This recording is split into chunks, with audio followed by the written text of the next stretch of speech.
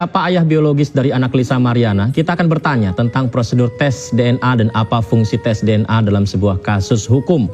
Kita sudah terhubung dengan narasumber istimewa kita, ada Brigjen Pol Dr. Sumi Hastri Purwanti, Kepala Biro Laboratorium Dokes dan Ahli Forensik Polri. Assalamualaikum Ibu Sumi, apa kabar Bu? Waalaikumsalam, kabar baik selalu. Baik, terima kasih sudah bergabung di iNewsroom, Ibu Hastri. Bu, jadi gini Bu, beberapa hari lalu kan LM muncul dan mengakui anaknya adalah anak RK. Keinginannya untuk tes DNA adalah menuntut tanggung jawab ya Bu ya. Kemarin ada seorang pria, justru membalikkan ekspektasi ini, justru dia mengaku adalah ayah biologis dari anak LM. Padahal LM notabene-nya sudah punya suami sekarang.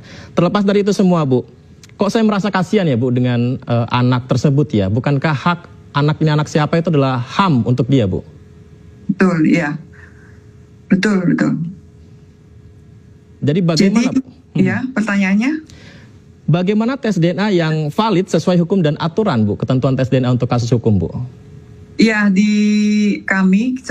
saya sebagai Kepala Biro Laboratorium Dokes Polri itu lab DNA kami sudah terakreditasi ISO dan secara universal global itu bisa dipercaya ya, karena kami menerima kasus-kasus dari seluruh Indonesia bahkan juga dari luar, dan memang pekerjaan kami itu harus ada dasar permintaan dari penyidik.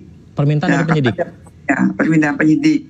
Tapi tidak menutup kemungkinan bila masyarakat umum juga menginginkan ya bisa kita bantu dengan memberitahukan kepada penyidik. Dan untuk kasus ini memang secara ilmiah atau secara pasti kita harus cocokkan nih DNA-nya siapa dari anak ini, karena DNA itu kan deoksiribonukleik asid itu berisi informasi genetika ya dari anak yang diturunkan dari orang tuanya bapak dan ibu, sehingga untuk kasus ini kita bandingkan dan kita ambil ya dari anak, ibu, dan juga mungkin yang terduga dari ayahnya anak tersebut.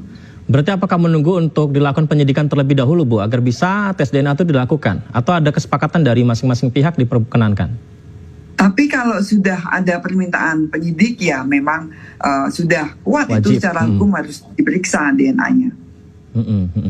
Nah, kalau sekarang ini Bu, prosesnya seperti apa Bu tes DNA yang harusnya bisa dilakukan? Karena kan klaim dari LM ini anaknya adalah anak RK.